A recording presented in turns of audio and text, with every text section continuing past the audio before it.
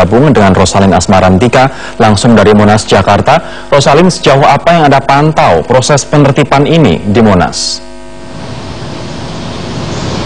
Ya, Rory, berdasarkan pantauan kami sejak pagi tadi di kawasan Monas, baik itu di kawasan Taman Monas maupun di kawasan lapangan Monas ini tidak ada ataupun tidak nampak tanda-tanda adanya persiapan untuk penertiban pedagang kaki lima di kawasan Monas. Menurut informasi yang kami dapatkan, ini Rory, penertiban pedagang kaki lima di kawasan Monas ini ditunda. Jadi rencananya akan dilaksanakan hari ini atau pada minggu ini dan ditunda hingga minggu depan. Tadi kami juga sudah melakukan konfirmasi, Rory, via telepon dengan Kepala Satpol PP Kuku Hadi Santoso, dan beliau membenarkan bahwa adanya penundaan pada proses penertiban PKL di kawasan Monas ini.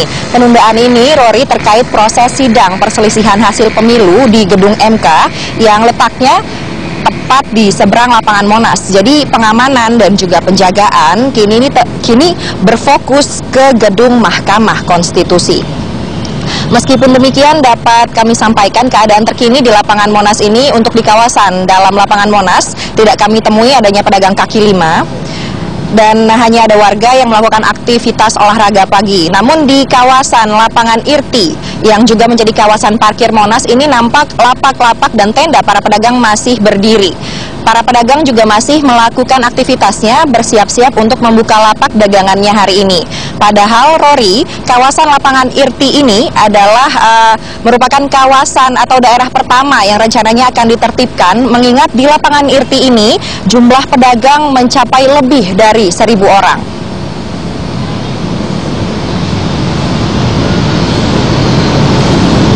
Rory.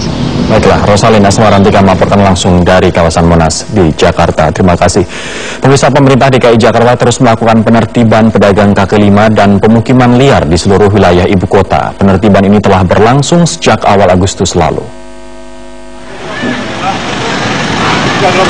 Bukan pertama kalinya Satuan Polisi Pamong Praja DKI Jakarta melakukan penertiban ratusan pedagang kaki lima di kawasan Monas, Jakarta Pusat. Barang dagangan, gerobak, serta sepeda motor milik PKL tak luput dari razia petugas Satpol PP.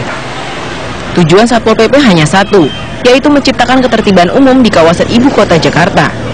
Pemda pun telah menyediakan lahan khusus bagi para pedagang yang ingin berjualan di Monas.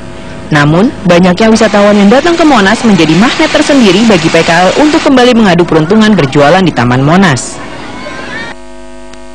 Berbagai sanksi juga telah ditetapkan untuk mengatasi permasalahan PKL di Monas.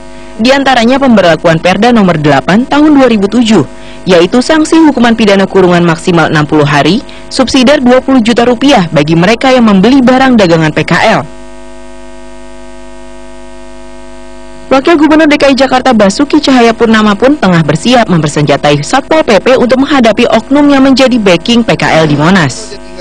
Makanya sekarang saya bilang sama Satpol PP, kita senjatai dengan senjata tajam saja udah. Siapkan pistol tajam aja udah. Kalau ada oknum terlibat, kita juga senjatai Satpol PP kita dengan baik. Supaya jelas, biar baku tembak aja di Monas. Supaya jelas siapa yang ditembak, siapa yang menembakkan gitu loh. Ini nggak bisa lagi ngancam-mengancam seperti ini. Satpol PP melaksanakan tugas menegakkan perda. Bagaimana sekarang Satpol PP kita ditangkap, dianggap pengeroyokan. Mana ada pengeroyokan gitu loh. Ini jelas ada oknum yang bermain. Upaya pembersihan dan penertiban juga dilakukan ke pemukiman liar. Senin siang, pemerintah Provinsi DKI Jakarta juga membongkar dan meratakan pemukiman liar di kawasan Tanah Abang, Jakarta Pusat. Penertiban serupa juga dilakukan di sejumlah lokasi, yakni pemukiman kumuh di kolong tol dan pinggir rel kereta api. Langkah ini diharapkan efektif untuk mengatasi dampak urbanisasi di ibu kota. Tim Liputan Metro TV.